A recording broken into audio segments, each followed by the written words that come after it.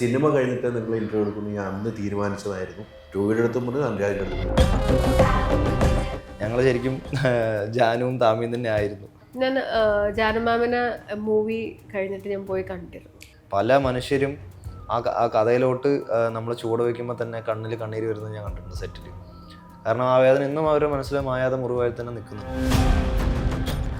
Dummy ലാത്തിക്ക് അടിച്ചിട്ട് നീലപ്പാടുണ്ടെങ്കിൽ അപ്പോൾ original ലാത്തിക്ക് അന്ന് അടി കിട്ടിയവരുടെ അവസ്ഥ. സാധാരണക്കാരൻ അങ്ങനെ ആവണമെന്നില്ല, പക്ഷേ കാടിനോട് ഇണങ്ങി കഴിഞ്ഞവർക്ക് അത് അവരുടെ ലോകമാണ്. പറയുന്നത് 22 വർഷം കഴിഞ്ഞിട്ടും ഇപ്പോഴും നീതി കിട്ടാതെ. പുള്ളിക്കാരനടക്കം എന്നോട് വെള്ളം വേണമെന്ന് ചോദിച്ചു പോകണമെന്നൊക്കെ ഞാൻ ആലോചിക്കുമ്പോൾ ഇത് ഒറിജിനലായിട്ട് നടന്നവർക്ക് ആ ഒരു സിറ്റുവേഷൻ എനിക്ക് എപ്പോഴും റീകോൾ ആയിക്കൊണ്ടേയിരിക്കും. അവിടെ വെള്ളം കൊടുക്കാൻ അവർക്ക് ആരുമില്ല. ഞാൻ അവരുടെ മുഖത്തോക്കി പറഞ്ഞു, നിങ്ങൾക്ക് ചോദ്യം ചെയ്യണമെങ്കിൽ ഇന്ന് ചോദ്യം ചെയ്യാം, നാളെ രാവിലെ മുതൽ ഞാൻ പറ്റില്ല. അപ്പം എന്താണെന്ന് വെച്ചാൽ ഇന്ന് നാളെ രാവിലേക്ക് മുമ്പ് ചോദ്യം ചെയ്തോളാം. അന്ന് പോലീസുകാർ ഉറങ്ങിയിട്ടില്ല എന്ന് പറയാം. അവരത്രയും സ്നേഹത്തോടെ സംസാരിക്കുന്നവരെ ഞാൻ കണ്ടിട്ടില്ല. ചിരിയാണെങ്കിലും അതിൻ്റെ സ്വീറ്റ് ചിരിന്ന് നരിവേട്ടിലോട്ട് വരുമ്പോൾ അതൊരു ടെററായിട്ട് മാറുന്നുണ്ട്. അത് വൻ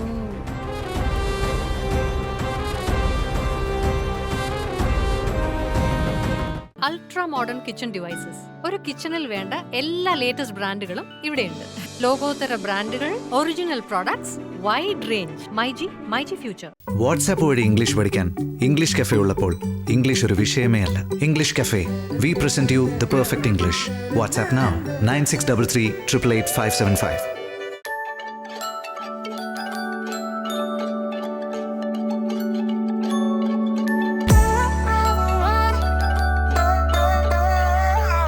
നമസ്കാരം. ഇന്നൊരു സിനിമ കണ്ട്, നരിവേട്ട. ഞാൻ എൻ്റെ റിവ്യൂ ചെയ്ത ആളാണ്. എനിക്ക് ഏറ്റവും ഇഷ്ടപ്പെട്ട സിനിമയാണ്. ആ സിനിമയിലെ കാതലായ 2 കഥാപാത്രങ്ങൾ. ആ കഥാപാത്രമാണ് ഇന്ന് എന്നോടൊപ്പമുള്ളത്. നമസ്കാരം. നമസ്കാരം. ഒന്നും പറയാം, രണ്ടുപേരും പൊളിച്ചടിക്കിട്ടുണ്ട് കേട്ടോ. Thank you.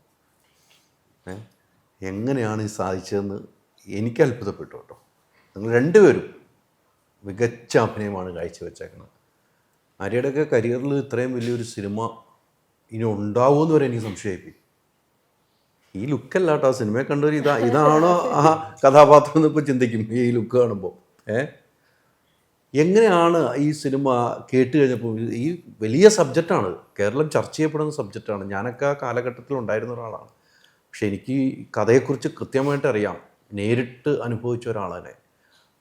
എങ്ങനെയാണ് ഈ സബ്ജക്റ്റ് ഇത് ചെയ്യാം എന്ന് തീരുമാനിച്ചത്? അറിയാം, എനിക്ക് ഓസ്ലർ കഴിഞ്ഞിട്ട് എന്നെ സുനിലേട്ടനാണ് അനുരാജും അഭിനവ് ഇങ്ങനെ ഒരു സ്റ്റോറി പറയാനുണ്ട്, മീറ്റ് ചെയ്യുന്നു പറഞ്ഞ് നമ്മൾ മീറ്റ് ചെയ്യുന്നത്.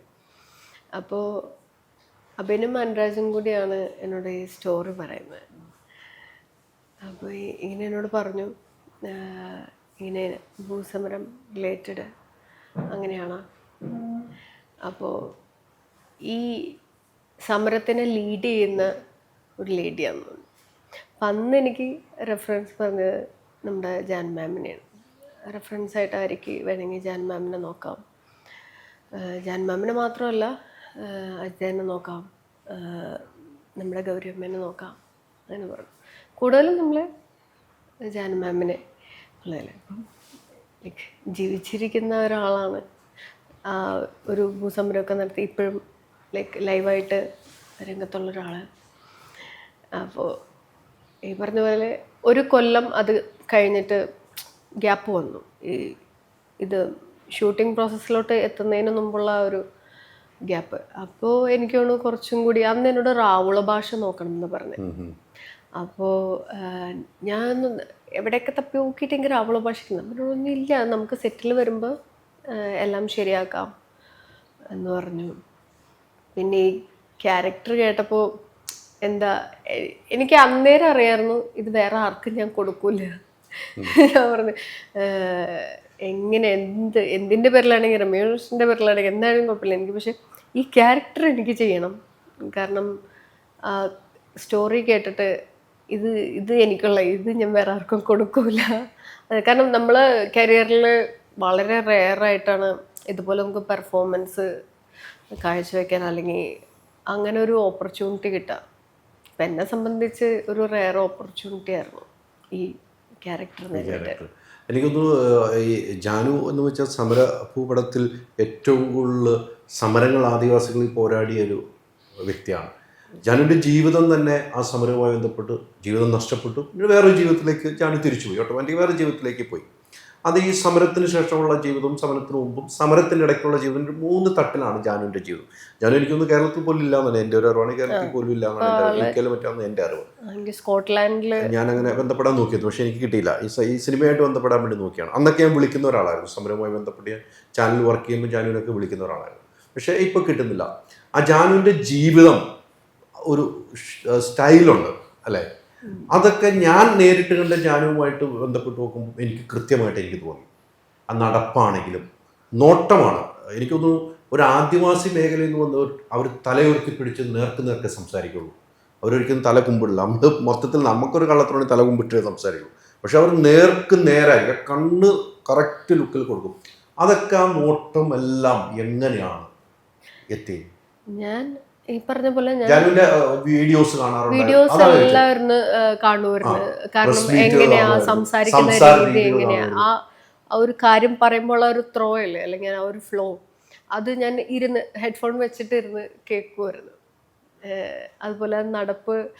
പിന്നെ മാം എഴുതിയ ബുക്ക് ഞാൻ നോക്കിയിരുന്നു. കാരണം അവർ ആദ്യത്തെ ഒരു ടൈം മുതൽ എങ്ങനെ സമരം വരെ, ഞാൻ ബേസിക്കലി അത്ര വായിക്കുന്ന ആളല്ല, പക്ഷെ അറിയണമെന്ന് തോന്നിയോണ്ട് ഞാൻ മാമിൻ്റെ ബുക്ക് വായിച്ചിരുന്നു. അപ്പോൾ അതുപോലെ പിന്നെ ചാലഞ്ചിങ് ആയിട്ട് അപ്പോഴും നിന്നത് ഈ ഭാഷയാണ്. പക്ഷെ അത് ഷൂട്ടിംഗ് ടൈമിൽ അവർ പറഞ്ഞു നമ്മൾ റാവുള ഭാഷ മാറ്റി സാധാരണക്കാർക്ക് എന്തെങ്കിലും കുറച്ചും കൂടി മനസ്സിലാവണം എന്നുണ്ടെങ്കിൽ പണിയ ഭാഷ, നമ്മുടെ കൂടെ അഭിനയിച്ചൊരു പണിയ ഭാഷ സംസാരിക്കുന്നത്. അപ്പോൾ അങ്ങനെ പണിയ ഭാഷ ഫിക്സ് ചെയ്തു. പിന്നെ അവരുടെ ട്രെയിനിങ്ങും കാര്യങ്ങളും. അവരുടെ ട്രെയിനിങ് ഉണ്ടായിരുന്നല്ലേ? ആ ഭാഷയ്ക്ക് കുറേ ടൈം എടുക്കേണ്ട വന്നു പഠിക്കാൻ. നമുക്ക് ഷൂട്ട് തുടങ്ങുന്നതിന് മുമ്പ് ഇവർ ജസ്റ്റ് ഇങ്ങനെ ഓഡിയോ, അവർ ചില ഡയലോഗുകൾ അവർ പറഞ്ഞിട്ട് ഓഡിയോ അയച്ചു തരുമായിരുന്നു. അതായത് പ്രൊനൗൺസ് ചെയ്യണം എങ്ങനെയാണെന്നുള്ള, അതായത് ഇങ്ങനെ ഡയലോഗ് പറയണം എന്നുള്ളതല്ല, ജസ്റ്റ് പ്ലെയിൻ ആയിട്ടൊരു ഓഡിയോ അയച്ചു തരും. അപ്പോൾ പിന്നെ നമ്മൾ അവരുടെ ഊരിൽ കൊണ്ടുപോയായിരുന്നു. അവിടെ എല്ലാവരുമായിട്ട് നമ്മളൊരു മീറ്റപ്പ് പോലെ ഉണ്ടായിരുന്നു. അമ്മമാരെയും ചേട്ടന്മാരും ചേച്ചിമാരൊക്കെ ഉണ്ടായിരുന്നു. അത് കഴിഞ്ഞ് പിന്നെ സെറ്റിൽ വരുമ്പോൾ അവരവിടെ ഉണ്ട്. അവരപ്പം നമ്മളെ സംസാരിച്ച് നമ്മൾ മിങ്കിളായി കഴിഞ്ഞാൽ പിന്നെ അവരത്രയും സ്നേഹത്തോടെ സംസാരിക്കുന്നവരെ ഞാൻ കണ്ടിട്ടില്ല.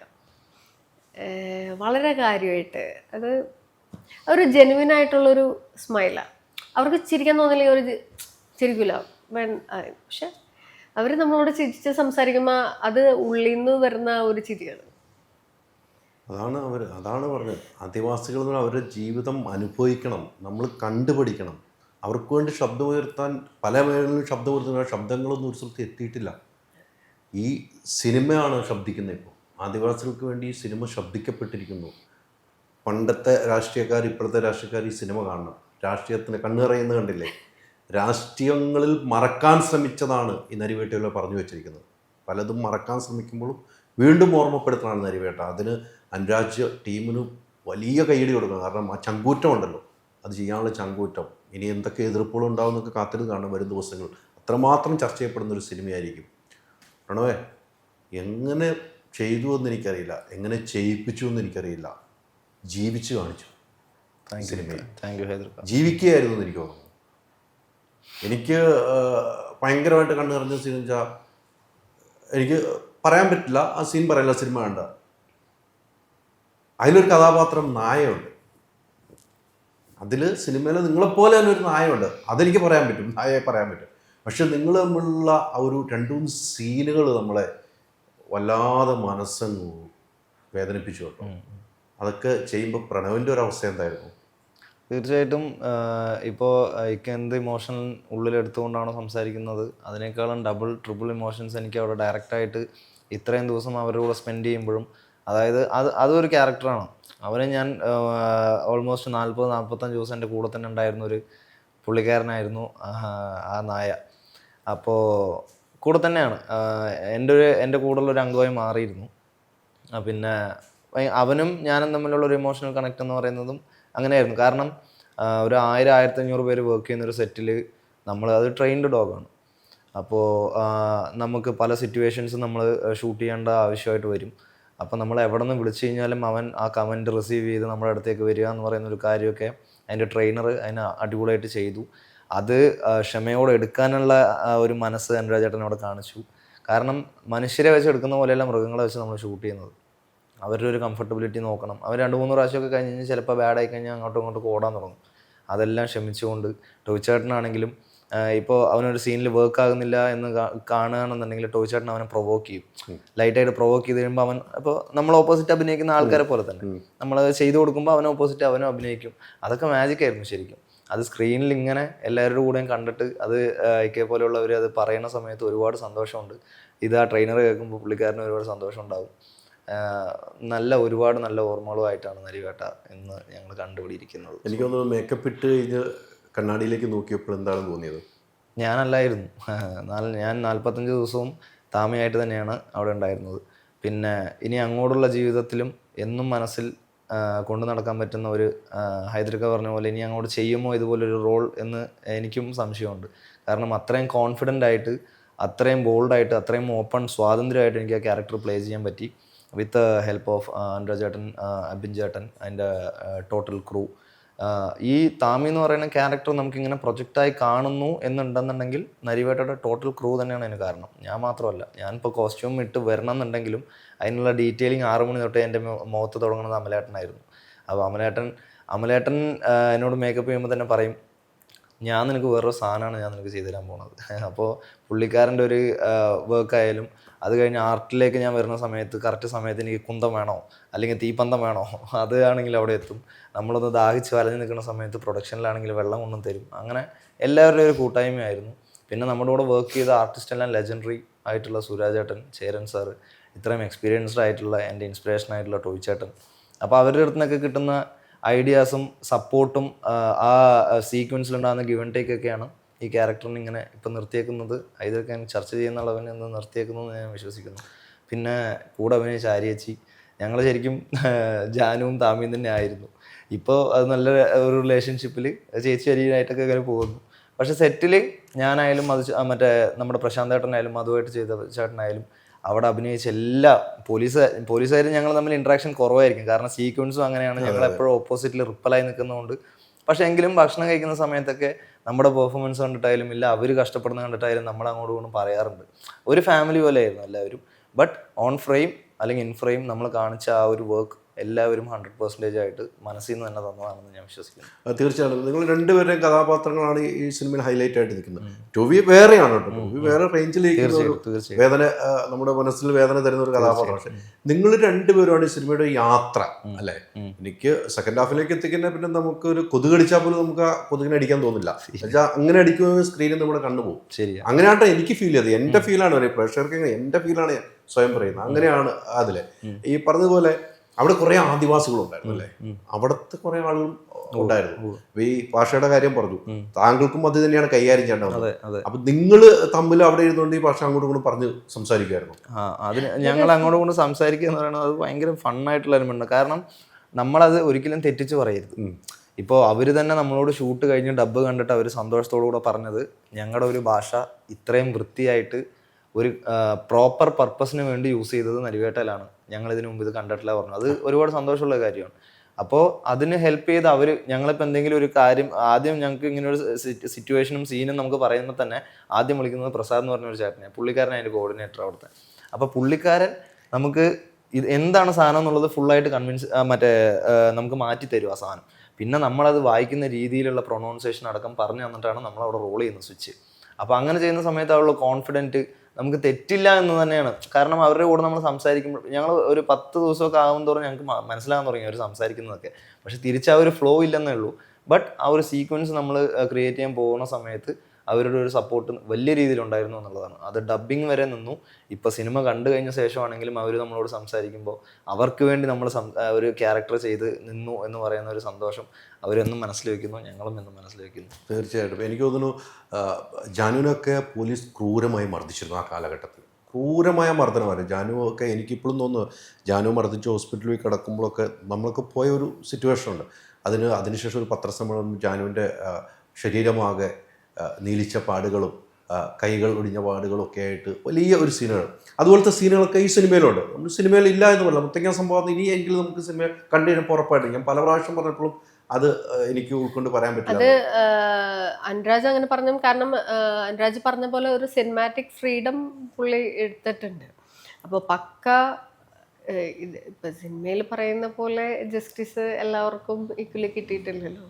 നമ്മൾ അതാണെന്ന് പറയുന്നത് ആക്ച്വലി ആ ഒരു ഇതിനോട് നീതി ഉണ്ടാവില്ലല്ലോ. അതുകൊണ്ട് തന്നെയാണ് അതിൽ ആ ഒരു ഫ്രീഡം നമ്മൾ.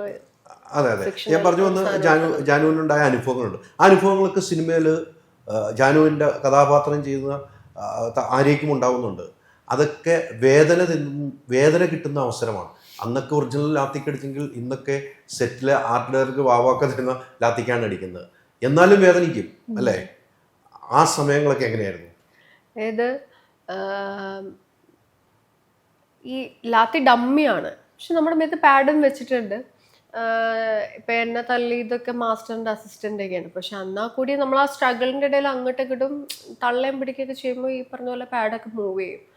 അപ്പോൾ ഈ പറഞ്ഞ പോലെ അടിയും ചവിട്ടും കറക്റ്റ് നമ്മുടെ മേത്ത് തന്നെ വീഴുകയും ചെയ്യും. കാരണം ഡമ്മിലാത്തി ആണെങ്കിൽ അതിനൊരു ഒടിഞ്ഞു പോവാതിരിക്കാൻ അതിൻ്റെ ഉള്ളിൽ PVC ഇതാണ്. PVC പൈപ്പിന് അടി കിട്ടുന്ന പോലെ തന്നെ ഉണ്ടാവും അത്. പക്ഷേ ലൈക്ക് ഇതൊക്കെ കഴിഞ്ഞ് നമ്മൾ റൂമിൽ ചെല്ലുമ്പോൾ നമ്മൾ നോക്കുമ്പോൾ മുതുകത്ത് ചിലപ്പോൾ ആ നീല പാടുണ്ടാവും. അപ്പോൾ ഞാനും എൻ്റെ ചേച്ചിയും കൂടിയായിരുന്നു. അപ്പോൾ നമ്മൾ പറഞ്ഞത് ഇങ്ങനെ ഡമ്മി ലാത്തിക്ക് അടിച്ചിട്ട് നീലപ്പാടുണ്ടെങ്കിൽ അപ്പോൾ ഒറിജിനൽ ലാത്തിക്ക് അന്ന് അടി കിട്ടിയവരുടെ അവസ്ഥ അത് താങ്ങാൻ പറ്റാത്തതായിരിക്കും. കാരണം നമ്മൾ ആ ഫിലിമിന് വേണ്ടി ചെയ്യുമ്പോൾ ഇപ്പം പ്രണവിനാണെങ്കിലും തല്ല് കിട്ടുമ്പോൾ ഉള്ള പെയിനും കാര്യങ്ങളും അറിയാം. അപ്പോൾ നമുക്ക് സഹിക്കാൻ പറ്റുന്നതായിരിക്കാം. പക്ഷെ ഒറിജിനൽ ലാത്തിക്ക് അപ്പോൾ അന്ന് തല്ലുകൊണ്ട് അവരുടെ അവസ്ഥ. ഞാൻ ജാനമാമിനെ മൂവി കഴിഞ്ഞിട്ട് ഞാൻ പോയി കണ്ടിരുന്നു. ഞാൻ നേരിട്ട് പോയി കണ്ടിരുന്നു. എനിക്ക് തോന്നി നേരത്തെ കാണാമായിരുന്നു എന്ന് തോന്നി. പക്ഷെ നമുക്ക് ശ്രമിച്ചപ്പോഴും അവസരം കിട്ടിയില്ല. പിന്നെ നമ്മൾ ഷൂട്ട് കഴിഞ്ഞിട്ടാണ് ഞാൻ പോയി കാണുന്നത്. മാമിനെ കണ്ടു. മാം പറഞ്ഞു ഇങ്ങനെ തല്ലുമ്പോൾ നമുക്ക് വാശിയാണ്. ഞാൻ കരഞ്ഞിട്ടില്ല. ഞാൻ ആ വാശിയോടെ ഞാൻ നിന്നേക്കുന്നത്. അത് കഴിഞ്ഞ് മുഖത്തിനൊക്കെ അത് പറ്റിയത് അന്നത്തെ ആ ഒരു ഇൻസിഡന്റിന് ശേഷമാണ്. മുഖത്തിനൊക്കെ ഒത്തിരി ടൈം വേണ്ടി വന്ന് റിക്കവർ ആവാൻ എന്ന് പറഞ്ഞു. ഇതുപോലെ ഫോട്ടോസൊക്കെ കാണിച്ചു തന്നു. നമ്മളെ പണ്ടത്തെ ഫോട്ടോസും കാര്യങ്ങളും ഇതുപോലെ അന്ന് പിടിച്ചു കൊണ്ടുപോയതിന് ശേഷം പുള്ളിക്കാർക്ക് ഞാൻ അവരുടെ മുഖത്തോക്കി പറഞ്ഞു, നിങ്ങൾക്ക് ചോദ്യം ചെയ്യണമെങ്കിൽ ഇന്ന് ചോദ്യം ചെയ്യാം, നാളെ രാവിലെ മുതൽ ഞാൻ വിട്ടില്ല. അപ്പം എന്താണെന്ന് വെച്ചാൽ ഇന്ന് നാളെ രാവിലേക്ക് മുമ്പ് ചോദ്യം ചെയ്തോളാം. അന്ന് പോലീസുകാർ ഉറങ്ങിയിട്ടില്ല എന്ന് പറയാം. അങ്ങനെ റിലേറ്റഡ് കുറേ സ്റ്റോറീസ് ഇങ്ങനെ നമ്മളിങ്ങനെ പറഞ്ഞപ്പോൾ ചോദിച്ചല്ല ആ പറഞ്ഞപ്പോൾ ഇങ്ങനെ അന്നേരം അനുഭവിച്ച കുറച്ച് കാര്യങ്ങൾ ഇങ്ങനെ ഷെയർ ചെയ്തായിരുന്നു. എനിക്ക് ജാനുവിനെ ഈ നമ്മുടെ ലൊക്കേഷനിലെ ഫോട്ടോ കാണിച്ചു കൊടുത്തു. ഞാൻ എൻ്റെ ക്യാരക്ടറിന്റെ ഫോട്ടോ അന്നേരം ഞാൻ എടുത്തത് ഇങ്ങനെ കാണിച്ചെടുത്തത്. അപ്പോൾ നോക്കിയിട്ട് അയാൾ ചിരിച്ചു, ഇതാണല്ലേ എന്നുള്ള ഇതിൽ. വേറെ അങ്ങനെയൊന്നും പറഞ്ഞൊന്നുമില്ല. സെറ്റിൽ വന്നെന്നുണ്ടായിരുന്നു. പക്ഷെ കുറേ അവിടുത്തെ പ്രശ്നങ്ങളും കാര്യങ്ങളൊക്കെ ആയിട്ട് ഇങ്ങനെ ഓടി നടക്കുന്നതുകൊണ്ട് പുള്ളിക്കാരത്തേക്ക് അന്ന് വരാൻ പറ്റിയില്ല. അപ്പോൾ ഞങ്ങൾ അന്ന് മാമിനോട് പറഞ്ഞാണ് ഇങ്ങനെ വരുന്ന കാര്യം. അപ്പോൾ മാമിന് സമയം കിട്ടിയില്ല. ഈ പറഞ്ഞതുപോലെ ഈ ആദിവാസികളുടെ വിഷയങ്ങൾ ഒത്തിരി സമരങ്ങൾ ആദിവാസികൾ നടത്തിയിട്ടുണ്ടല്ലേ? വായിച്ചിട്ടുള്ളതുകൊണ്ട് ഞാൻ ചോദിക്കും. ഒത്തിരി സമരങ്ങൾ ആദിവാസികൾ നടത്തിയിട്ടുണ്ട്. ഇന്ന് വരെ ഒരു സമരത്തിന് അന്ത്യം ഉണ്ടായിട്ടില്ല അല്ലേ? സെക്രട്ടേറിയറ്റിൽ തുടങ്ങിയ സമരമാണ് ഇങ്ങോട്ട് ചോദിച്ചത്. പിന്നെ അത് ചങ്ങര സമരമായി മാറി. ഭൂമി കൊടുത്തപ്പോൾ റബ്ബർ തോട്ടം കൊടുത്തു. റബ്ബർ ഒട്ടുവാല് പറിക്കാൻ പോലും അറിയാത്ത ആദിവാസികൾ അവിടെ പീസ് അവർക്ക് അവിടെ മണ്ണെണ്ണൊഴിച്ച് പെട്രോൾ ഒഴിച്ച് തീർത്തിക്കാൻ മരത്തിൻ്റെ മുകളിൽ കയറി. ഇതൊക്കെ ചരിത്രമാണ്. ഈ മുത്തങ്ങ സമരത്തിൻ്റെ പാഠമാണ്. എനിക്ക് തോന്നുന്നു ഇടുക്കി ജില്ലയിൽ നിന്ന് AK ആൻ്റണി അന്ന് വലിയ രീതിയിൽ, ഞാൻ രാഷ്ട്രീയത്തിൽ കൊണ്ട് കിടക്കുന്നുള്ളൂ, നിങ്ങൾക്ക് രാഷ്ട്രീയമായിട്ടില്ല, ഞാൻ രാഷ്ട്രീയത്തിൽ കൊണ്ട് വരികയാണ്. AK ആൻ്റണിയാണ് ഇടുക്കിയിൽ വന്നിട്ട് പട്ടയ വിതരണം നടത്തിയത്. ഞാനത് പങ്കെടുക്കാൻ പോയ ആളാണ്. ആദിവാസികളെ ഒരുമിച്ച് ഡാൻസ് ചെയ്തതാണെന്ന് AK ആൻ്റണി. ആ സമരം ഇന്ന് വരെ ആദിവാസികൾ മൊത്തത്തിൽ, ഇപ്പോൾ ഈ സിനിമ അഭിനയിച്ചു കഴിഞ്ഞപ്പോൾ രണ്ടുപേരും, ഇന്ന് വരെ ആദിവാസികൾ മൊത്തത്തിൽ ഒരു നീതി ലഭിച്ചിട്ടില്ല എന്ന് എനിക്ക് സ്വയം തോന്നുന്നുണ്ട്. നിങ്ങൾ ഈ സിനിമയിൽ അഭിനയിച്ചു കഴിഞ്ഞിട്ടും ഈ സിനിമ കണ്ട് പ്രേക്ഷകരിൽ നിന്ന് എത്തിക്കഴിഞ്ഞപ്പോഴും ആദിവാസികൾക്ക് ഇതുവരെ നീതി ലഭിച്ചിട്ടില്ല എന്ന് നിങ്ങൾക്ക് രണ്ടുപേർക്കും തോന്നുന്നുണ്ടോ? അതായത് ഞാൻ ഇവരോട് സംസാരിച്ചപ്പോൾ, എൻ്റെ സുഹൃത്തുക്കളോട് സംസാരിച്ചപ്പോൾ, അതായത് നമ്മൾ നൂറ്റാണ്ടുകളായിട്ട് അല്ലെങ്കിൽ കാലങ്ങളോളം കാട് നമ്മുടെ വീടാണെന്ന് വിചാരിച്ച്, അല്ലെങ്കിൽ അതാണ് നമ്മുടെ ലോകം എന്ന് വിചാരിച്ച് കഴിയുന്നവരോട് പെട്ടെന്ന് ഗവൺമെൻറ്റും നിയമങ്ങളും എല്ലാം വന്നു കഴിഞ്ഞപ്പോൾ നിങ്ങൾ ഇവിടുന്ന് മാറിക്കോളണം, കാട് ഇങ്ങനെയാണ്, ഇങ്ങനെ പറ്റില്ല എന്ന് പറഞ്ഞ് ഒഴിപ്പിക്കപ്പെടുമ്പോൾ എന്താ പറയുക, നമ്മുടെ വീടാണ്, ജനിച്ചു വളർന്ന വീടാണ്. സാധാരണക്കാരൻ അങ്ങനെ ആവണമെന്നില്ല, പക്ഷേ കാടിനോട് ഇണങ്ങി കഴിഞ്ഞവർക്ക് അത് അവരുടെ ലോകമാണ്. അവർ സാധാരണക്കാരെ പോലെ എനിക്ക് കാട് നശിപ്പിക്കുന്നു അങ്ങനെയൊന്നും തോന്നിയിട്ടില്ല. അവർക്ക് അത് എങ്ങനെ പോകണം, എങ്ങനെ കൈകാര്യം ചെയ്യണം എന്ന് അവർക്കറിയാം. ഈവൻ ഞങ്ങളുടെ കൂടെ അഭിനയിച്ചവരാണെങ്കിലും അവർ അന്നേരം ലൊക്കേഷനിൽ അവിടെയൊക്കെ പോയിട്ട് ഓരോന്ന് നമുക്ക് പുതിയ പുതിയ കുറേ കാര്യങ്ങൾ, ചിലപ്പോൾ എന്തെങ്കിലും ചെടികളാവാം അല്ലെങ്കിൽ പഴങ്ങളാവാം, ഇത് കൊണ്ടുവന്നിട്ട് അതിനെപ്പറ്റി നമുക്ക് പറഞ്ഞു തരികയൊക്കെ ചെയ്യും. അപ്പോൾ അത്രയും ലൈക്ക് കാടിനോട് ഇണങ്ങി നിൽക്കുന്നവരോട് പെട്ടെന്ന് അവിടെ നിന്ന് ഇറങ്ങിപ്പോവാൻ പറയുമ്പോൾ ആക്ച്വലി അത് എന്താ, ഒരു ദിവസം പെട്ടെന്ന് സുപ്രഭാതത്തിൽ നമുക്ക് വീടില്ല നാടില്ല എന്ന് പറയുമ്പോൾ അവരുടെ ആ രോക്ഷമാണ് ഈ സമരത്തിലോട്ട് എത്തിച്ചതെന്നാണ് എനിക്ക് തോന്നുന്നത്. ഈ പറഞ്ഞതുപോലെ അന്നത്തെ വെടിവെപ്പിൽ 2 പേര് മരിച്ചു എന്നാണ് ചരിത്രം പറയുന്നത്. CBI ഒരു അന്വേഷണം ഇപ്പോഴും അതിൻ്റെ ഒരു തെളിവില്ല. നമ്മൾ ഈ സിനിമയിൽ ഞാൻ പത്രസമ്മേളനത്തിൽ ചോദിച്ചാൽ ഞാൻ ഇപ്പോഴും വിശ്വസിക്കും 2 പേര് മരിച്ചു എന്ന് വിശ്വസിക്കുന്നില്ല. ഇതിൽ എത്ര പേര് മരിക്കുന്നത് കാണിക്കുന്നുണ്ട് സിനിമ കാണുമ്പോൾ അറിയാൻ പറ്റും. സിനിമ കണ്ടവർക്ക് അറിയാം, സിനിമ കാണേണ്ടവർ കാണാം. എത്ര പേര് മരിച്ചിട്ടുണ്ട്, എത്ര പേര് മരിക്കാനുണ്ടെങ്കിൽ, എത്ര പേര് ഹോസ്പിറ്റലുണ്ടെന്നൊക്കെ സിനിമ ഹോസ്പിറ്റൽ ചികിത്സയിലുണ്ടെന്നൊക്കെ സിനിമ അറിയാൻ പറ്റുള്ളൂ. പക്ഷേ അവിടെ ഏറ്റവും പ്രധാനപ്പെട്ട കാര്യം, നിങ്ങൾക്കുണ്ടാകുന്ന വേദന സിനിമ ഇന്ന് കണ്ടു കഴിഞ്ഞപ്പോൾ ആ ഒരു ചരിത്ര സംഭവം വീണ്ടും നിങ്ങളൊന്ന് തിരിഞ്ഞു നോക്കുവാണ്. അവിടെ എന്ത് ഭീകരാന്തരീക്ഷമായിരുന്നു ഉണ്ടായിരുന്നത്, ഒന്ന് ചിന്തിച്ചു നോക്കി. തീർച്ചയായിട്ടും ഞങ്ങളിത് ഷൂട്ട് ചെയ്യുന്ന സമയത്ത് തന്നെ എനിക്ക് പേഴ്സണലി തോന്നിക്കൊണ്ടിരുന്ന കാര്യം തന്നെയാണ്. ഞാൻ ഡെയിലി ഇപ്പോൾ ഷൂട്ട് കഴിഞ്ഞ് ലേറ്റ് നൈറ്റ് പോയി കിടക്കുന്ന സമയത്തും അന്നെടുത്ത സീക്വൻസിനെ കുറിച്ച് റീവൈൻഡ് ചെയ്ത് നോക്കുമ്പോൾ ഇത്രയും ക്രൂഷ്യലായിട്ടൊരു സീക്വൻസ് നമ്മൾ ഇത്ര ഇങ്ങനെ ടയേർഡാവുന്നുണ്ട് എന്നുണ്ടെങ്കിൽ അന്ന് അവർ ശരിക്കും റിയലായിട്ട് അനുഭവിച്ച വേദനകൾക്ക് ഇന്നും നമ്മളെ കൊണ്ട് പറയാൻ പറ്റുമോ എന്നറിയില്ല. ആ വേദനയുടെ മറുപടി അല്ലെങ്കിൽ വാക്കുകൾ കൊണ്ട് തീർക്കാൻ പറ്റുമോ എന്നറിയില്ല. പല മനുഷ്യരും ആ കഥയിലോട്ട് നമ്മൾ ചുവട് വയ്ക്കുമ്പോൾ തന്നെ കണ്ണിൽ കണ്ണീര് വരുന്നത് ഞാൻ കണ്ടിട്ടുണ്ട് സെറ്റിൽ. കാരണം ആ വേദന ഇന്നും അവരുടെ മനസ്സിൽ മായാതെ മുറിവായി തന്നെ നിൽക്കുന്നുണ്ട്. അപ്പോൾ അതുപോലെയുള്ള ഒരു ജീവനുള്ള ഒരു സബ്ജക്റ്റ് നമ്മളെടുത്ത് നമ്മൾ ജനങ്ങളിലേക്ക് കൊടുക്കുന്നു. കുറേ പേർക്ക് അറിയുന്ന കഥ, കുറേ പേര് മറന്നുപോയ കഥ, ചിലർക്ക് അറിയാത്ത കഥ. അപ്പോൾ ഇതെന്തായാലും അങ്ങോട്ട് എത്തണം എന്നുള്ളത് തന്നെയാണ്. അപ്പോൾ ഒരു സാധാരണക്കാരൻ എന്നുള്ള രീതിയിൽ ഇപ്പോൾ അറിയുന്നവർക്കാണെങ്കിലും ആ ഒരു സ്റ്റോറി അല്ലെങ്കിൽ ആ ഒരു ഇൻസിഡൻറ്റ് കാണുന്ന സമയത്ത് അവരെ കൊണ്ട് പേഴ്സണലി അവരെ കൊണ്ട് ഹെൽപ്പ് ചെയ്യാൻ പറ്റുന്നില്ല. ബട്ട് അവർക്ക് നീതി ലഭിക്കുന്നു എന്ന് നമ്മൾ സിനിമയിലൂടെ കാണിക്കുന്നുണ്ടെങ്കിൽ അവിടെ കയ്യടി ലഭിക്കുന്നു. കാരണം അവനെ കൊണ്ട് സാധിക്കാത്തത് അവൻ മനസ്സിൽ ആഗ്രഹിക്കുന്നത് അവിടെ നടക്കുന്നു, സ്ക്രീനിൽ കാണുന്നു എന്നുള്ളൊരു കാര്യത്തിന് അവൻ കയ്യടിക്കുന്നത് തന്നെയാണ് നമ്മുടെ ഈ പടത്തിൻ്റെ വിജയം എന്നാണ് ഞാൻ വിചാരിക്കുന്നത്. കാരണം അങ്ങനെയുള്ള ഒരു കാര്യം നടന്നു കഴിഞ്ഞാൽ അതിനേക്കാൾ വേറെ സന്തോഷമില്ല. മനുഷ്യനെ മനുഷ്യനായിട്ട് കാണുക എന്നുള്ളൊരു ലോകത്ത്, ഒരു കുഞ്ഞു ലോകത്തിലാണ് നമ്മൾ ജീവിക്കുന്നതെന്ന് വിശ്വസിക്കുന്നതാണ് ഞാൻ. സോ പേഴ്സണലി മേ ബി അനുരാജേട്ടൻ്റെ പോയിന്റ് ഓഫ് വ്യൂ അങ്ങനെ തന്നെ ആയിരിക്കാം. സോ നമ്മളിത് ഫിക്ഷണലായിട്ട് നമ്മൾ കുറേ കാര്യങ്ങൾ ചെയ്തിട്ടുണ്ട് എങ്കിലും ജനങ്ങളിലേക്ക് അത് ഒരു പോസിറ്റീവോട് കൂടെ തന്നെ എത്തിക്കണം. അതും ടോയ്ച്ചേട്ടനെ പോലുള്ളൊരു ആർട്ടിസ്റ്റിനെ വെച്ച് അത് പറയുന്ന സമയത്ത് ഒന്നും കൂടെ ക്ലോസ് ടു ഹാർട്ടായിട്ട് അത് റീച്ച് ആകും എന്നുള്ളൊരു വിശ്വാസത്തിലെടുത്തൊരു സംരംഭം തന്നെയാണ് ഈ നരിവേട്ട. സോ അതിൽ നമ്മൾ ഇത്രയും വർഷങ്ങൾക്ക് മുമ്പ് നടന്ന ഓരോരോ റെഫറൻസ് എടുത്ത് ഓരോരോ ക്യാരക്ടേഴ്സിനെ നമ്മൾ പരിചയപ്പെട്ട് അല്ലെങ്കിൽ അവരെ കുറിച്ച് നമ്മൾ കൂടുതലായിട്ട് ഡീപ്ലി അറിഞ്ഞുകൊണ്ട് ഒരു സിനിമ ചെയ്തു വരുന്ന സമയത്ത് തീർച്ചയായിട്ടും അന്ന് നടന്ന ആ ഒരു വേദനയുടെ ആ മുറിവിൻ്റെ ആഴം ഇന്നും ഞങ്ങൾക്ക് ഓർമ്മിക്കാൻ പറ്റുന്നു. അത് സിനിമ കണ്ടവർക്ക് അതിൻ്റെ വേദന മനസ്സിലാകും എന്ന് തന്നെയാണ് എൻ്റെ വിശ്വാസം. കാരണം ഞാൻ എല്ലാ ഇൻ്റർവ്യൂസിലും അല്ലെങ്കിൽ ഇതിനെക്കുറിച്ച് ചോദിക്കാൻ തുടങ്ങുമ്പോൾ തൊട്ട് ഞാൻ പറയുന്നൊരു കാര്യം, ഇതൊരു മൊബൈലിൽ കണ്ട് ഒതുക്കുന്ന ഒരു കാര്യമല്ല. നമുക്കത് ആ ഫീല് കിട്ടണമെന്നുണ്ടെങ്കിൽ തിയേറ്ററിൻ്റെ അകത്തിരുന്ന് കഴിഞ്ഞാൽ അവിടെ എന്ത് സംഭവിച്ചു, എന്ത് മൈന്യൂട്ടായിട്ട് അവിടെ നടന്നൊരു വിഷയം പോലും നമുക്ക് അവിടെ കേൾക്കാൻ പറ്റും. അത് മനസ്സിലേക്ക് ഡയറക്റ്റായിട്ട് എടുത്തുകൊണ്ട് പോകാൻ പറ്റും. അതുകൊണ്ട് ഇത് തിയേറ്ററിൽ തന്നെ കണ്ടു കഴിയുമ്പോഴത്തേക്കും അത് കിട്ടും എന്ന് തന്നെയായിരുന്നു എൻ്റെ വിശ്വാസം. അത് കിട്ടും. ആ ബാക്ക്ഗ്രൗണ്ട് സ്കോർ ഒക്കെ തിയേറ്ററിൽ നിന്ന് കണ്ടില്ല. അതെ, അതുകൊണ്ട് എന്താണ് കാണിച്ചു വെച്ചിരിക്കുന്നത്? നന്ദി. അത് തന്നെയാണ്. അത് അനുരാജേട്ടനും നരിവേട്ട ടീമും തന്നൊരു വിശ്വാസത്തിൻ്റെ പുറത്ത് അത് വന്നതാണ്. പിന്നെ ഈ ജനങ്ങൾക്ക് വേണ്ടി എന്നെ കൊണ്ട് എന്ത് ചെയ്യാൻ പറ്റുമോ അത് ഞാൻ 100% നീതി പുലർത്തണമെന്ന് എനിക്കും തോന്നി. സോ എല്ലാവരും കൂടെ ചെയ്തു. നല്ല രീതിയിൽ അത് വന്നിട്ടുണ്ട്. പോലീസിൻ്റെ അടിയൊക്കെ ശരിക്കും കിട്ടിയോളെ? അടി കിട്ടി. എനിക്ക് അടി കിട്ടിയതിലും നമുക്കിപ്പോൾ അടി കിട്ടുന്ന സമയത്ത് പെയിൻ ഉണ്ടാകാറുണ്ട്, നല്ല രീതിയിൽ പെയിൻ ഉണ്ടാകാറുണ്ട്. ടോയ്ച്ചേട്ടൻ ചില സിറ്റുവേഷൻസിലൊക്കെ കട്ട് ചെയ്തിട്ട് എന്താ നിങ്ങൾ അതായത് ജൂനിയർ ആർട്ടിസ്റ്റ് ആയിരിക്കും ചിലപ്പോൾ നമ്മളെ പിക്ക് ചെയ്യുന്നതേ ചില സീനുകളിലൊക്കെ നമ്മൾ ഭയങ്കര ക്രൂഷ്യലായിട്ട് ചെയ്യുന്ന സമയത്ത് ഇപ്പോൾ ഡമ്മി വെച്ച് നമുക്ക് ചെയ്യാൻ പറ്റില്ല, അത് ഒടിഞ്ഞു പോകും. വെയിറ്റ് ഹോൾഡ് ചെയ്ത് നമുക്ക് ചെയ്യാൻ പറ്റില്ല. അപ്പോൾ ഒറിജിനൽ വെച്ച് ചെയ്യുന്ന സമയത്തും അവർ ചിലപ്പോൾ നമ്മളെ പൊക്കി വെച്ചുകൊണ്ടിരിക്കുകയും ചിലപ്പോൾ ഡൗട്ട് ചോദിക്കുക, സാർ എങ്ങോട്ടാണ് നോക്കേണ്ടത് അല്ലെങ്കിൽ എന്താ പറയേണ്ടത്. അപ്പോൾ അങ്ങനെയുള്ള ഇതിലൊക്കെ ഞാൻ പെയിനിലാണ് നിൽക്കുന്നത്. പക്ഷെ ഞാൻ അത് പോകണം, ആ ഒരു ഇതിലങ്ങനെ പോകണം, ഞാനത് ഉൾക്കൊള്ളുകയായിരുന്നു.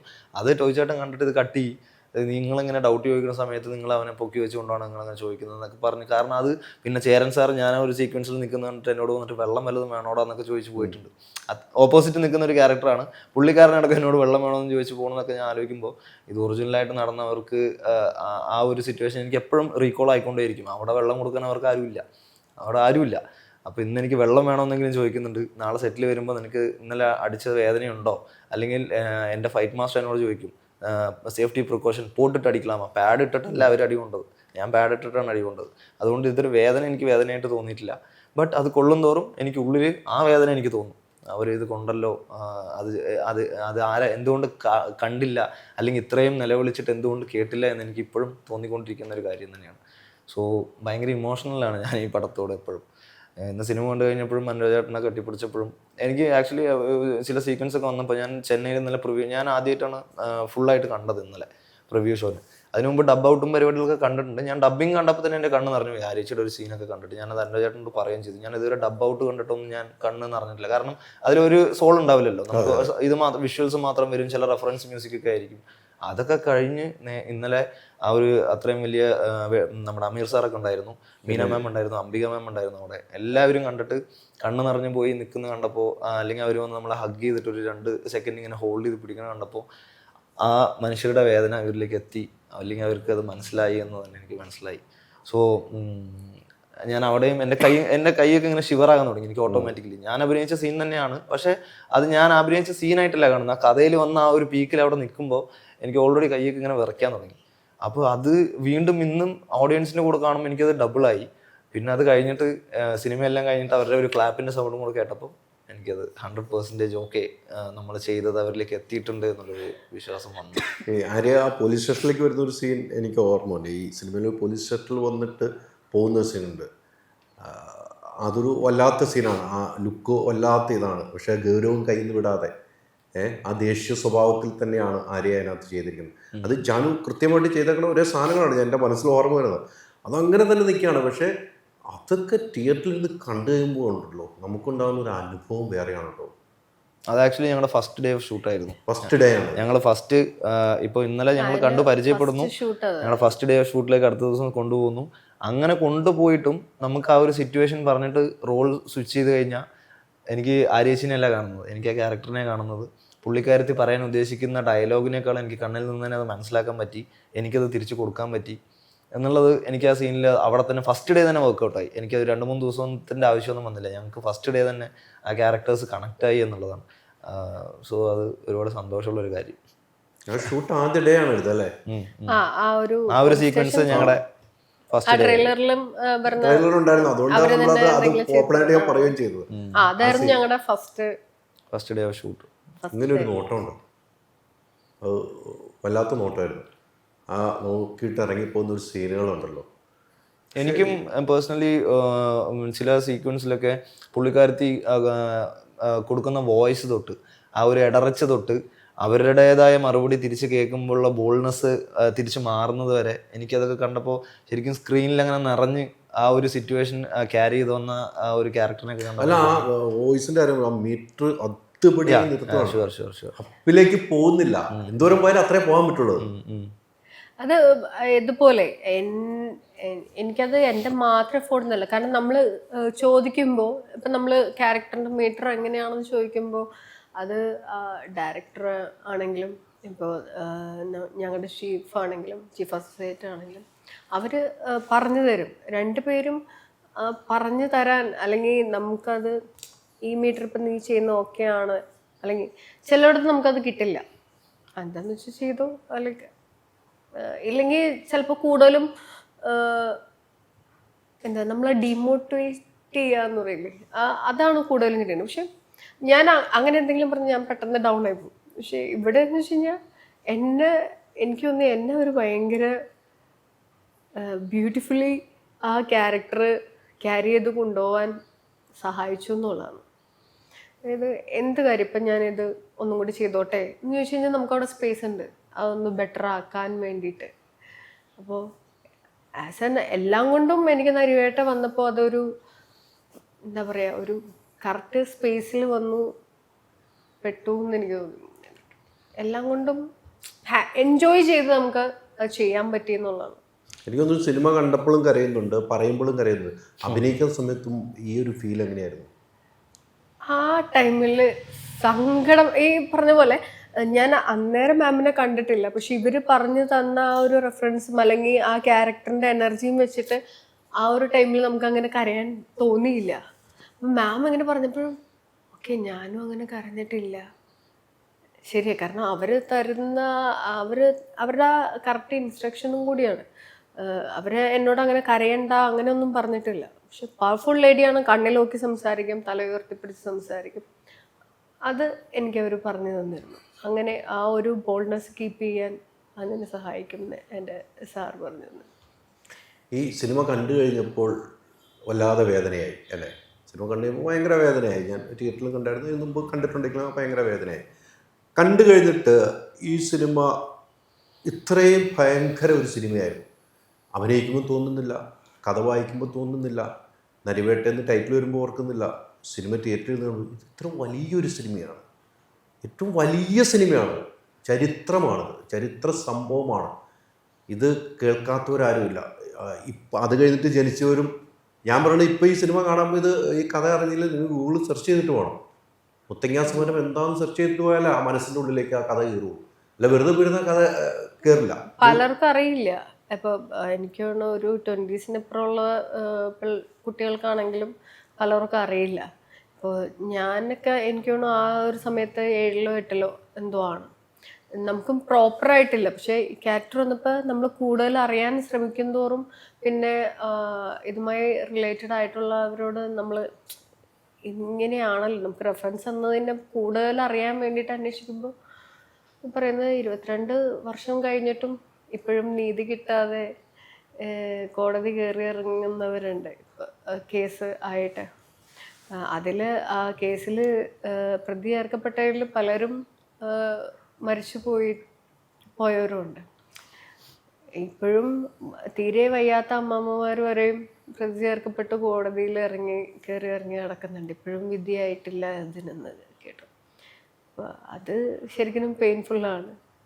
ഒരു സിനിമാറ്റിക് ലെവലിൽ നോക്കുമ്പോൾ നമ്മൾ ജസ്റ്റിസൊക്കെ നടപ്പാക്കി നോക്കിയത്, പക്ഷെ റിയൽ ലൈഫിലോട്ട് വരുമ്പോൾ അവർക്ക് ആ ഒരു ജസ്റ്റിസ് കിട്ടിയിട്ടുണ്ടോ എന്നുള്ളത് ചോദ്യമാണ്. ഈ ഒരു സംഭവം മാത്രമല്ല, അല്ലാതെ ആയിരിക്കും മുമ്പുള്ളതാണെങ്കിലും ഒത്തിരി സംഭവങ്ങളുണ്ട്. ടോവിയെ സംബന്ധിച്ചിടത്തോളം ടോവിയുടെ പെർഫോമൻസ് എനിക്ക് തോന്നുന്നത് ഏറ്റവും ബെസ്റ്റാണ്. ടോവിയുടെ ഓരോ ഇമോഷനും നമുക്ക് കണ്ണുനീര് വരാതിരിക്കാൻ പറ്റില്ല അല്ലേ? എന്തെങ്കിലും ഹൃദയത്തിൽ എന്തെങ്കിലും ഒരു വേദന ഉണ്ടാകുന്ന ആളുകളാണെങ്കിൽ, അല്ലെങ്കിൽ ഒന്നും അല്ലാത്ത മരമായിട്ടിരിക്കുവാണെങ്കിൽ കണ്ണു തന്നെ ഇല്ലാതെ മാത്രമേ. മൂവിയും ആ പോലീസുകാരൻ്റെ POV ആണല്ലോ വർഗീസ് യാത്രയുള്ള. അതെ, പക്ഷെ ആ ടോവി ചെയ്തു വെച്ചിരിക്കുന്ന ഓരോ സംഭവങ്ങൾ കണ്ട് തിയേറ്ററിൽ കണ്ടപ്പം ആ ഫീൽ എങ്ങനെയായിരുന്നു? ഞാൻ ടോവിയുടെ ആക്ടിങ് ആ ഒരു സ്കില്ലിൽ ഞാൻ പെട്ടെന്ന് ഹുക്ഡായത്. ബാക്കിയുള്ളവർക്ക് എങ്ങനെയാണെന്ന് അറിയില്ല. എനിക്ക് പേഴ്സണലി ഒന്ന് മിന്നൽ മുരളിയിലൊരു സീനുണ്ട്, ഞങ്ങൾ തമ്മിലുള്ള ഒരു കോമ്പിനേഷനിൽ നിന്റെ കാശ് നിന്റെ അതിൽ ടോവിയുടെ ഒരു അത് ചെറുതാണ്, മറ്റുള്ളവർ ശ്രദ്ധിച്ചിട്ടുണ്ടോ എന്ന് എനിക്കറിയില്ല. പക്ഷെ എനിക്കത് നോക്കണം, നാട്ടുകാരെൻ്റെ കാര്യം നോക്കുന്നില്ല. അത് പറയുമ്പോൾ ഉള്ള ഫേസിലൊരു സാധനം ഉണ്ടല്ലോ, അതായത് നാട്ടുകാരെ കൊണ്ടും എടുത്തു, വീട്ടുകാരും ഇതെന്താ പിന്നെ എൻ്റെ ആ ഒരു ഫസ്ട്രേഷൻ ഉണ്ടല്ലോ, അത് ഭയങ്കര രസമായിട്ട് കൊണ്ടുവന്നിട്ടുണ്ട്. നമ്മൾ അന്ന് പോലെ ഞാൻ ആ ഒരു ഇതെല്ലാം പെട്ടെന്ന് സ്റ്റക്കായത്. അപ്പം അതും കഴിഞ്ഞ് ഇപ്പോൾ നരിവേട്ടയിലോട്ട് വരുമ്പോൾ ഞാനൊരു ടോവി ഒരു ആർട്ടിസ്റ്റ് എന്ന നിലയിൽ ഭയങ്കരമാണം അപ്ഗ്രേഡ് ചെയ്യാൻ ശ്രമിക്കുന്ന ഒരാളായിട്ട് തോന്നി. അത്രയും കമ്മിറ്റ്മെൻറ്റോടുകൂടി ആക്ടിങ് സ്കില്ലുകളാണെങ്കിലും തൻ്റെ ആക്ടിങ് ഇത് അപ്ഗ്രേഡ് ചെയ്യുന്ന ഒരു ആർട്ടിസ്റ്റായിട്ട് തോന്നി. എനിക്ക് തോന്നുന്നു ഓരോ കാലത്തിനനുസരിച്ച് നമ്മൾ അപ്ഗ്രേഡ് ചെയ്യണം എന്നുള്ളതാണ്. അത് ടോവിയുടെ കാര്യത്തിൽ പക്കയായിട്ട് എനിക്ക് തോന്നുന്നു. ഈ സിനിമ കണ്ടതിന് ശേഷം ഇന്ന് റിലീസ് ചെയ്ത് ആദ്യം വിളിച്ചത് ആരായിരുന്നു? മൂവി കണ്ടിട്ട് വിളിച്ചതോ അത് ഒത്തിരി കോള് വന്നു. ഞാൻ അങ്ങോട്ടേക്ക് വിളിച്ചിരുന്നു. ആയിക്കോട്ടെ. നമ്മുടെ ചേരൻ സാറിനെ വിളിച്ചിരുന്നു. ഞാനും പ്രണവും ഉണ്ടായിരുന്നു. അപ്പോൾ ചേരൻ സാറിനെ വിളിച്ചിട്ട് ഞങ്ങളിങ്ങനെ പറഞ്ഞു, വേഗം വാ, കേരളത്തിലോട്ട് വാ, എല്ലാവരും ചേരൻ സാറിനെ കാണാൻ വെയിറ്റ് ചെയ്തൊക്കെ. കാരണം നമ്മളെല്ലാവരും ഓട്ടോഗ്രാഫിലൊക്കെ ഭയങ്കര സ്വീറ്റായിട്ട്, നമ്മൾ ആ ചിരിയാണെങ്കിലും ഭയങ്കര സ്വീറ്റ് ചിരിന്ന് നരിവേട്ടിലോട്ട് വരുമ്പോൾ അതൊരു ടെററായിട്ട് മാറുന്നുണ്ട്. അത് വൻ എന്താ പറയുക, ഒരു അസാധ്യ ആർട്ടിസ്റ്റിന് സാധിക്കുള്ളൂ. എനിക്ക് ഭയങ്കര ഹാപ്പിയായിരുന്നു. സാറും ഭയങ്കര സന്തോഷമാണ്. സാറ് ഇന്നലെ ഉണ്ടായിരുന്നു, ഞങ്ങൾ ചെന്നൈയിൽ പോയപ്പോൾ അവിടെ സാറ് ഉണ്ടായിരുന്നു. അപ്പോൾ സാറ് ഇത്രയും കൂളായിട്ട് തമാശ പറഞ്ഞ് ചിരിച്ച്, സെറ്റിൽ ഫുൾ ഡിസിപ്ലിൻ കാര്യങ്ങൾ. അവിടെ ഒരു സ്ഥലത്ത് ഇരുന്നൊന്നും കാണില്ല, ആളിങ്ങനെ നടന്ന് ഇപ്പോൾ ട്രൈബ്സിൽ അവരോടാണെങ്കിലും സംസാരിച്ച് എല്ലാം നോട്ട് ചെയ്ത്. കാരണം എനിക്കിവിടെ ഒരു നടനിലുപരി ഡയറക്ടർ കൂടിയാണ്. അപ്പോൾ ആ ഒരിതും ആ ഒരു ഡിസിപ്ലിനും കാര്യങ്ങളും. പിന്നെ അത് കഴിഞ്ഞ് സെറ്റിൽ പുറത്തു വന്നു കഴിഞ്ഞാൽ ഞാൻ പറഞ്ഞ പോലെ ഭയങ്കര ഫ്രണ്ട്ലിയാണ്, തമാശകൾ പറയുന്ന അങ്ങനെ ഒരു ചരൺ സാറിനെ നമ്മളവിടെ കണ്ടു. അതുകൊണ്ട് ചരൺ സാറിനെ വിളിക്കണമെന്ന് തോന്നി. ഞങ്ങൾ ചരൺ സാറിനെ വിളിച്ച് സംസാരിച്ചു. ടൊവി ലൈവിൽ വന്നായിരുന്നല്ലോ. ടൊവിന് ഇതുപോലെ നമ്മൾ ചെന്നൈയിൽ പടം കണ്ടായിരുന്നു. നമ്മൾ മെസ്സേജ് ഇന്ന് വീഡിയോ കോളിൽ വന്നായിരുന്നു പടം ഇറങ്ങിയപ്പോൾ തന്നെ. ഈ സിനിമ കണ്ടു കഴിഞ്ഞപ്പോൾ പേരൻസ് ഒക്കെ ഈ സിനിമ കണ്ടോ? കണ്ടു. എന്ത് പറഞ്ഞു? അവർ ആക്ച്വലി സ്റ്റക്കാണ്. അവർ ഞാൻ ആക്ച്വലി ചെയ്യുന്നതൊന്നും പറയാറില്ല. എന്നെ പോലെ ഒരു പ്രോജക്റ്റ് കമ്മിറ്റ് ആയിട്ടുണ്ടെന്നല്ലാതെ അതിലെന്താ പരിപാടി ഏതാ പരിപാടി എന്നൊന്നും ഞാൻ പറയാറില്ല. അവർ സിനിമ കണ്ട് തന്നെ അത് ഫീൽ ചെയ്യണം എന്നുള്ളതൊരു ആഗ്രഹമില്ല. അതുപോലെ മാസ്റ്റർ തൊട്ട് അങ്ങനെ തന്നെയാണ്. മാസ്റ്ററിൽ ഞാൻ ചെറുതായി വന്നു പോവും, അത് കണ്ടു. പിന്നെ അതിനുശേഷം ഓരോരോ ക്യാരക്ടേഴ്സ് നല്ലതായിട്ട് ചെയ്ത് വരുന്നത് കണ്ടിട്ട് വീണ്ടും അവർക്ക് ഓക്കെ ഇവൻ എത്തിപ്പെടുന്നുണ്ട് എന്നുള്ളൊരു വിശ്വാസം അവരിലേക്ക് വരുന്നു. അവരുടെ സന്തോഷം എനിക്ക് അറിയാൻ പറ്റുന്നുണ്ട്. നരിവേട്ട നിങ്ങൾ വെയിറ്റ് ചെയ്ത് തന്നെ കാണണം എന്ന് ഞാൻ അവരോട് പറഞ്ഞിട്ട് വന്നു. എനിക്ക് അവരോട് ഒരുമിച്ച് കാണാൻ പറ്റിയില്ല, ബട്ട് കണ്ടിട്ട് വിളിച്ചിട്ടുണ്ടായിരുന്നു. എല്ലാവരും കരഞ്ഞു എന്ന് തന്നെ പറഞ്ഞു. പപ്പ ഇപ്പോഴും ഒരുമാതിരി, ഡാഡി കുറച്ച് മൂഡ് ഓഫ് ആയിരിക്കുകയാണ് പടം കണ്ടിട്ട്. ഒരുമാതിരി ഇമോഷണലി ഒരുമാതിരി ബാഡായി പോയി. പുള്ളിക്കാരനെയും വിളിച്ചിട്ടില്ല, മമ്മയെ വിളിച്ച് സംസാരിച്ചിരുന്നു. പിന്നെ സിസ്റ്ററൊക്കെ വിളിച്ചിട്ടുണ്ടായിരുന്നു. എൻ്റെ കൂടെ അതിനു മുമ്പ് അഭിനയിച്ചവരും എൻ്റെ കുറേ ഫ്രണ്ട്സും കുറേ ചെന്നൈയിലുള്ള കൂട്ടുകാരും കുറേ പേര് വിളിച്ചിട്ടുണ്ടായിരുന്നു. ടോവിച്ചേട്ടൻ വീഡിയോ കോൾ ചെയ്തപ്പോൾ സംസാരിച്ചു. നല്ല സന്തോഷമുണ്ട്. എന്തായാലും ആ സന്തോഷമാണ് നമുക്ക് വേണ്ടത്.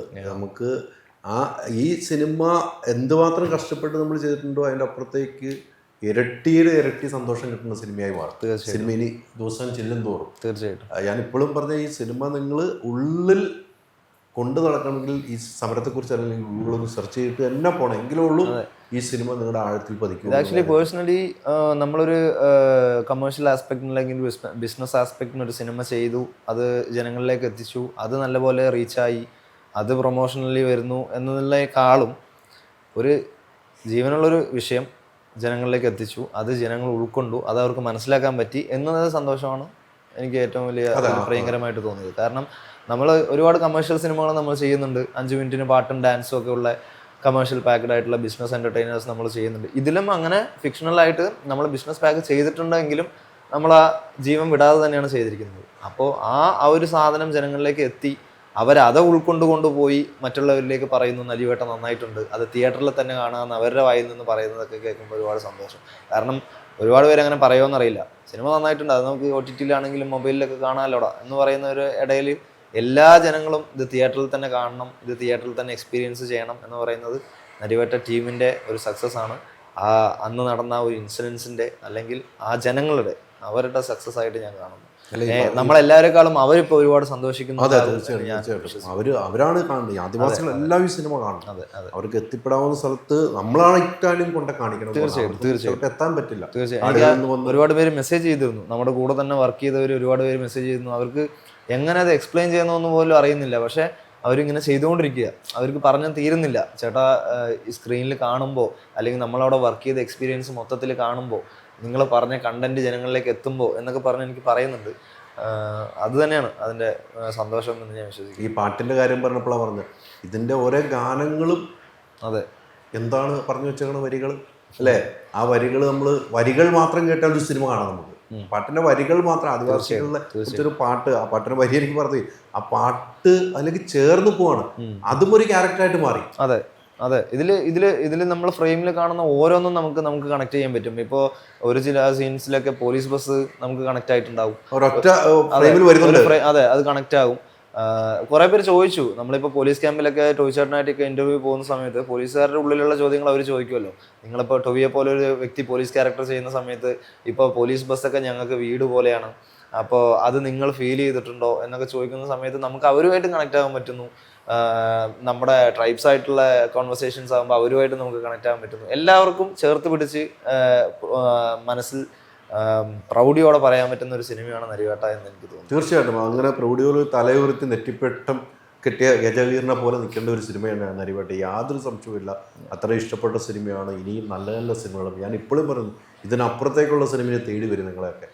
ഒരു സിനിമ നടന്ന സംഭവം സിനിമയാക്കണമെങ്കിൽ വലിയ രീതിക്ക് അതിൻ്റെ ദിവസങ്ങൾ വർഷങ്ങളോളം പുറകെ. അനുരാജൊക്കെ എത്ര വർഷമായി അതിൻ്റെ പുറകിൽ 6 വർഷമായി ഇഷ്ക് കഴിഞ്ഞിട്ട് ഇതിൻ്റെ പിന്നിൽ തന്നെയായിരുന്നു. ആ അനുരാഗിൻ്റെ ഒരു സ്വപ്നമാണ് ഇന്ന് തീർച്ചയായിട്ടും ഇവിടെ ഇന്ന് വിരിഞ്ഞിരിക്കുന്നത്. അതുപോലെ നിങ്ങളെല്ലാവരുടെയും ഒരു മാറ്റവുമില്ല. ഞാൻ നേരത്തെ പറഞ്ഞ രാഷ്ട്രീയക്കാർ മറന്നുപോയ സാധനം വീണ്ടും ഓർമ്മപ്പെടുത്തുന്നു കേരളത്തിൽ എന്നാണ്. പിന്നെ ഈ പുതിയ കുട്ടികളും, അതായത് പുതിയ വളർന്നു വരുന്ന തലമുറയിൽ പകുതി പേർക്കും അറിയില്ല ഇങ്ങനൊരു സംഭവം ഉണ്ടായിട്ടുണ്ട്, അല്ലെങ്കിൽ അതിൽ എത്ര പേരുടെ പെയിൻ ഉണ്ടെന്നുള്ളത്.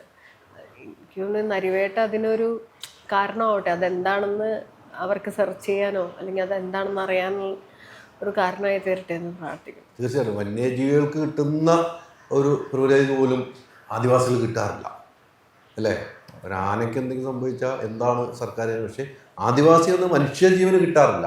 അതും ഈ സിനിമ തുറന്നു പറഞ്ഞിട്ടുണ്ട്. അതിൽ അഭിനയിച്ച നിങ്ങൾ രണ്ടുപേരും വീണ്ടും പറയുന്നു ഗംഭീരമായിട്ട് അഭിനയിച്ചിട്ടുണ്ട്. അതുകൊണ്ട് ഞാൻ സിനിമ കഴിഞ്ഞിട്ട് നിങ്ങൾ ഇൻ്റർവ്യൂ എടുക്കുന്നു ഞാൻ അന്ന് തീരുമാനിച്ചതായിരുന്നു. അത് കഴിഞ്ഞ എടുക്കുള്ളൂ ഞാൻ അന്ന് തന്നെ പറഞ്ഞു. ഞാൻ ഇൻ്റർവ്യൂ വരുമ്പോൾ നിങ്ങൾ, പക്ഷേ നിങ്ങളെ രണ്ടുപേരും എടുക്കില്ല എന്ന് അന്ന് ടൂവിയുടെ അടുത്തും പറഞ്ഞു, അനുരാജിൻ്റെ അടുത്തും. എനിക്ക് സിനിമ കണ്ടതിന് ശേഷമുള്ളൂ എനിക്ക് നിങ്ങൾ ചെയ്തു വെച്ചാൽ എന്താണെന്ന് കാണണം എന്നെനിക്കുണ്ടായിരുന്നു. അത് കണ്ടു, തൃപ്തനാണ്. കൂടെ ഉണ്ടാവും യാത്രയിൽ. നരിവേട്ട എവിടെയൊക്കെ യാത്ര ചെയ്യുന്നു ആ കൂടെ എൻ്റെ ഒരു യാത്രയുണ്ടാവും. ഒത്തിരി സന്തോഷം ഈ സമയത്ത്, ഒരുപാട് സന്തോഷം തിരക്കിൻ്റെ ഇടയിൽ വന്ന് ഇത്രയും സമയം ചെലവഴിച്ചത്. ഒരുപാട് സന്തോഷം. Thank you so much.